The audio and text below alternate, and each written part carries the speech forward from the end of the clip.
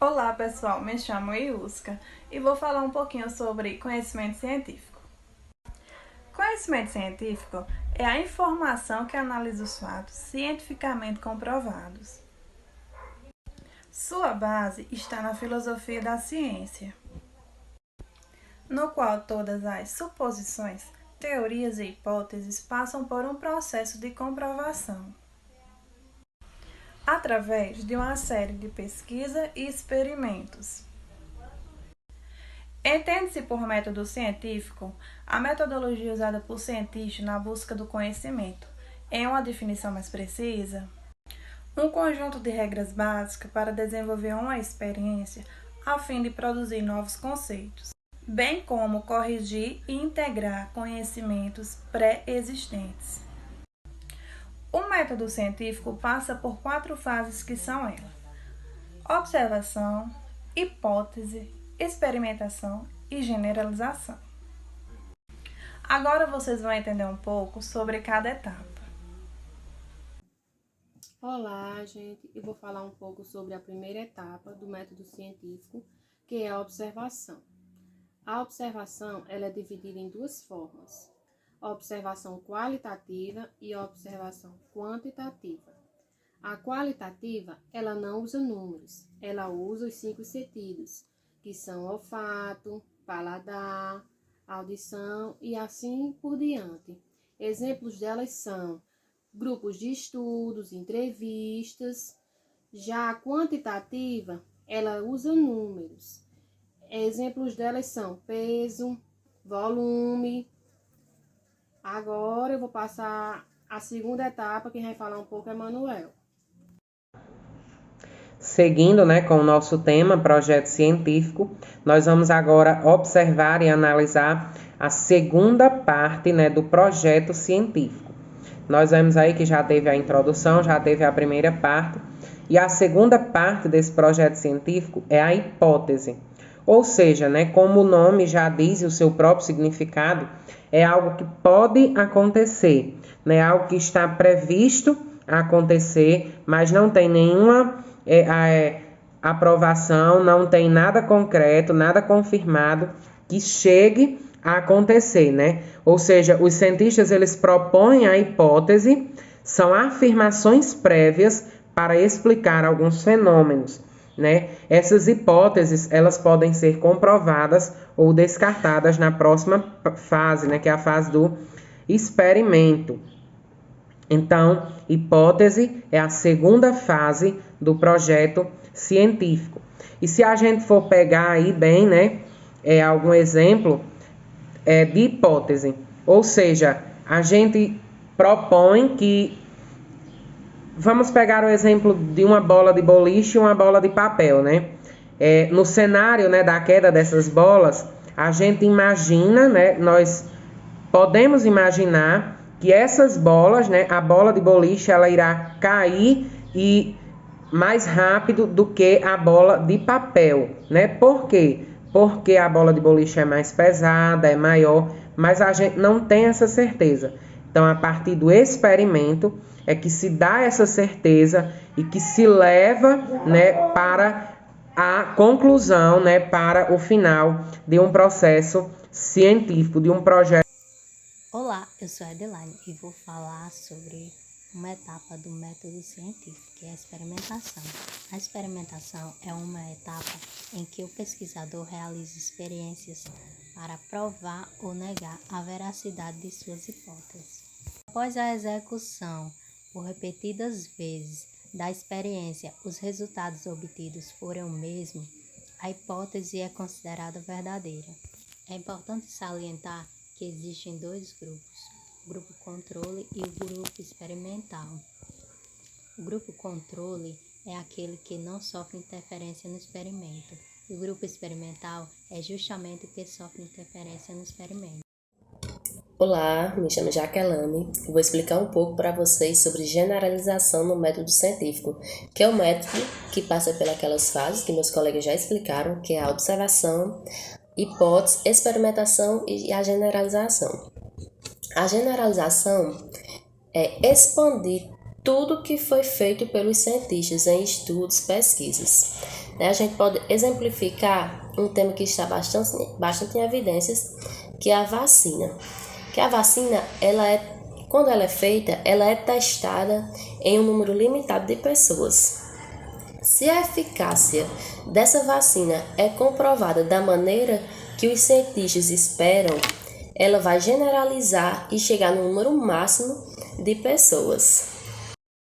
Olá, meu nome é Maria José e vou falar sobre a ciência da farmacologia. Eu tenho em minhas mãos alguns medicamentos para mostrar para vocês e suas propriedades. Em meados do século XIX, com o avanço da ciência, surgiu também a ciência da farmacologia. A ciência da farmacologia é um ramo da ciência que estuda as propriedades químicas dos medicamentos e todas as suas classificações. As primeiras formas de medicamentos que foram os fármacos foram os antibióticos. E daí surgiu o medicamento chamado penicilina, que foi criado em 1928 no combate às mais infecções diversas e mais graves. Hoje nós temos um número muito grande de medicamentos para diversas doenças, né? Com o avanço da ciência, todos comprovados. Então eu tenho aqui em minhas mãos o Anador, né, que é dado para dor. Temos também o Dorflex, que é além para dor, para febre, é um relaxante muscular. E eu tenho também o Dimorf, que é o sulfato de morfina, que é usado para as pessoas que estão com dores muito intensas, pessoas que contêm câncer. Além da farmacologia que a colega Maria José explicou, o conhecimento científico também é responsável pela criação da vacina, que é tão importante para a gente, né? E o surgimento dela se deu graças a esse cara aqui, ó, Edward James. Ele era médico durante a pandemia da varíola e foi o responsável pela criação da primeira vacina. A história começou quando ele percebeu que os fazendeiros não pegavam a doença e tentou entender o porquê, né? E aí ele percebeu que no leite da vaca havia um pus. E nesse pus estava a varíola bovina, responsável pela salvação dessa história toda. Daí, percebendo isso, ele pediu ao jardineiro que trouxesse o seu filho. No caso, o filho do jardineiro, né? De apenas 6 anos. Então, ele fez incisões nos 2 pulsos do garoto e o contaminou com o pus daquela vaca. Eu inseri a varíola humana, a varíola que estava na pandemia, no menino. E percebeu também que não adiantou de nada porque o menino não ficou doente. Então, depois de toda essa história sobre o surgimento da vacina, a gente consegue compreender como é que ela funciona. O que é que acontece? A vacina, na verdade, o vírus é inserido na gente de maneira mais fraca. Então, ele gera anticorpos. E quando o vírus, de fato, vem e tenta nos atingir, o que acontece é que o nosso corpo está imunizado e não permite com que leve a gente a casos mais graves. Então, é claro que ao longo dos anos as práticas foram aperfeiçoadas, né? Pra gente não precisar estar fazendo incisões todas as vezes no nosso pulso. Daí surgiram as seringas, surgiram a gotinha, no caso o Zé Gotinha aí, ó. E ainda tem gente que reclama de uma pequena agulhinha, né? Olha como era antigamente. Para concluir, gente, é claro que a vacinação é importante desde muito tempo atrás. E principalmente nesse cenário atual que a gente está vivendo, que vem contando, claro, com a ajuda dela. A Pfizer tá passada. Além de, claro, a Coronavac, a AstraZeneca, essa é muito pedida, e a Janssen, ajudando dia a dia a combatermos esse vírus mortal que tanto nos aflige. Agora eu vou passar a palavra para os meus amigos, que vão falar um pouco sobre os medicamentos fitoterápicos e ervas cientificamente comprovadas. Bom, pessoal, agora eu vou falar sobre conhecimento científico através de medicamentos fitoterápicos. O Brasil é um dos países com maior diversidade de plantas, o que confere um grande potencial para o desenvolvimento de pesquisas sobre o caráter medicinal de algumas espécies para fabricar medicamentos fitoterápicos. Com isso, o fármaco se acalme. O remédio indicado para o tratamento de ansiedade, insônia, irritabilidade e irritações nervosas, produzido pelo laboratório Natulab, a partir do maracujá, e tem sua eficácia comprovada pela Anvisa. Deste modo, a comercialização de medicamentos fitoterápicos tem fácil acesso, pois apresenta um bom custo-benefício, além de aproximar ciências e saberes populares. Com isso, o uso de plantas na fabricação de chás, prevenção, tratamentos e alívio de sintomas são práticas antigas e seus saberes são produzidos de forma cultural, ou seja, de pessoa para pessoa.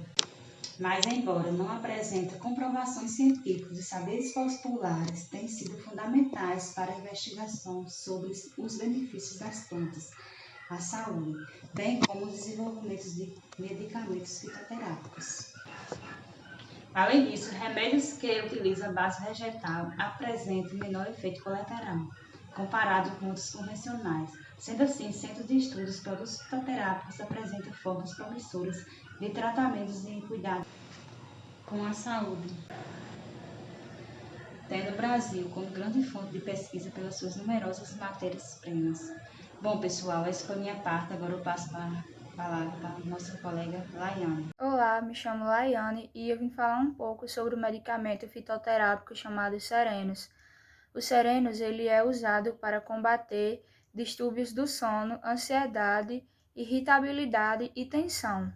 Ele é composto pela passiflora, um calmante natural, a flor do maracujá, que é usado para aliviar sintomas de ansiedade, distúrbios do sono, estresse e irritabilidade, e também pelo grataegus, uma planta medicinal comprovada pelos cientistas que é um calmante e alivia sintomas de ansiedade, irritabilidade, ameniza a menopausa e também ajuda na circulação do sangue. Foi comprovado por cientistas que o Serenos começa a fazer efeito 1 hora após o seu uso. Ele é contraindicado para menores de 2 anos e mulheres grávidas também não podem usar, a não ser que seja prescrição médica. Os efeitos colaterais de Serenos são diarreia, azia, febres ou dores de cabeça. Medicamentos fitoterápicos são formulados por meio do extrato de matéria-prima ativa e vegetal na prevenção de problemas de saúde. Já a fitoterapia, segundo profissionais da saúde e cientistas, é o modo de prevenir doenças e problemas de saúde através de plantas medicinais.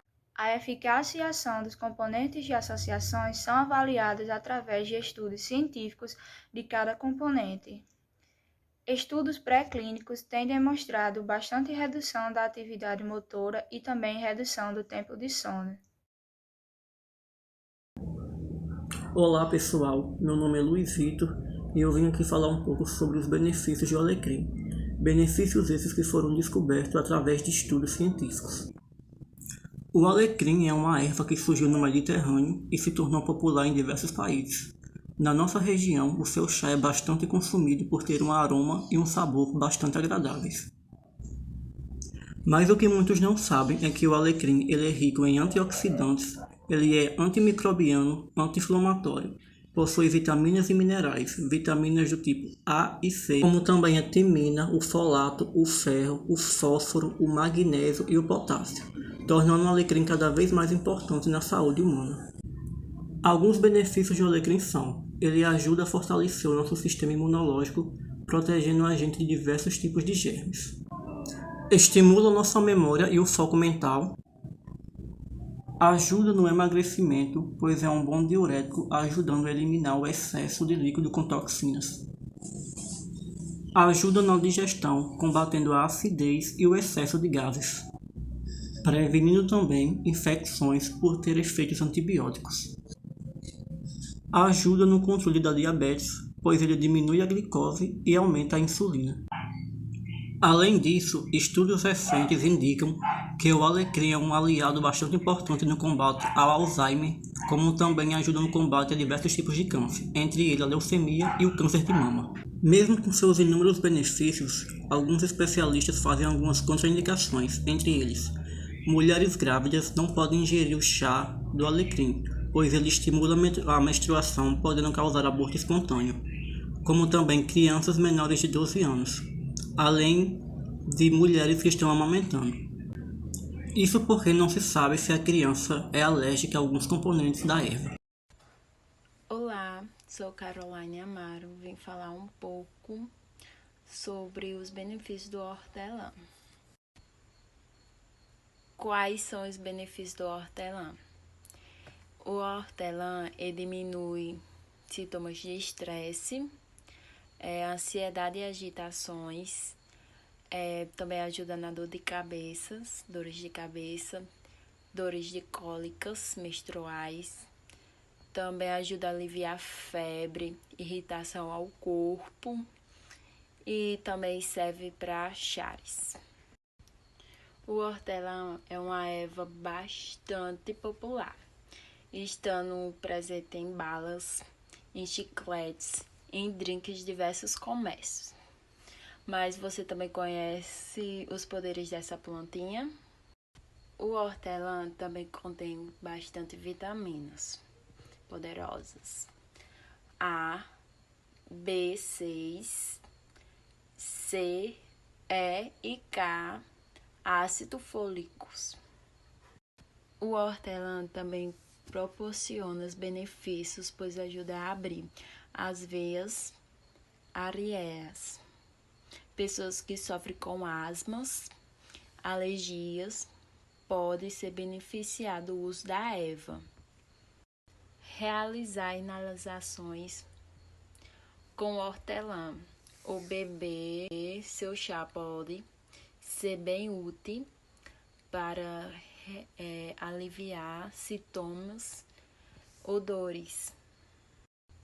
O hortelã é uma erva não difícil de se achar, e nem de plantar, e nem de encontrar. Você pode encontrá-la em qualquer supermercado, fresquinha, ou plantar em qualquer vasinho em casa. Quem não pode usar o hortelã? O hortelã deve ser evitado por pessoas com fluxo grave de hérnia, além de mulheres grávidas, mulheres que estejam amamentando e crianças com menos de 5 anos, pois pode causar falta de ar. Olá, gente, tudo bem? Hoje eu vou apresentar um pouquinho sobre a erva mate. Para quem não conhece, a erva mate, ela é uma erva nativa do sul do país, que ela pode nos proporcionar vários benefícios para a nossa saúde. Dentre eles, o colesterol, ela ajuda a defesa do nosso organismo, ela é uma erva diurética e que estimula o organismo a trabalhar melhor e aumentar nossas defesas. A erva mate, ela também tem potássio na sua composição. E o potássio, ele ajuda a relaxar as artérias e fazem com que o sangue consiga circular melhor. Mas ele não é indicado para grávidas, para crianças e pessoas que tenham depressão, ansiedade, pois contém cafeína. Além dela ser uma erva que é rica em cafeína, vitamina A, B1, B2, vitamina C e E, também contém laxante nela, estimulante, também é rica em antioxidante, aumenta a energia e o foco mental e também melhora o desempenho físico. E para quem estava se perguntando como utilizar a erva mate, aqui temos 2 exemplos, que são os mais conhecidos, que é o tererê e o chimarrão.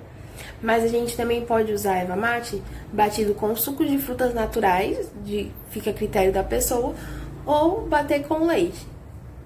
Mas essa forma aqui, gelada, é o tererê, e a forma de baixo é o chimarrão, que é a forma que eles usam a erva mate e tomam da forma quente. E é isso.